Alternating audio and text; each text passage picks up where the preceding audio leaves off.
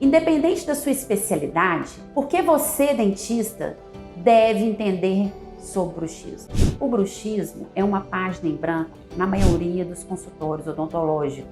Todos os dias estamos recebendo pacientes cada vez mais jovens com queixas e sinais de bruxismo.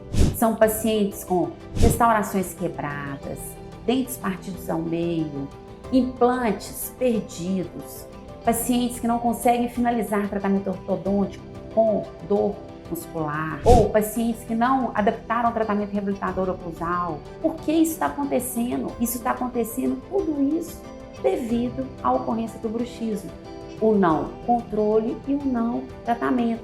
E o principal, o não diagnóstico correto da causa desse bruxismo.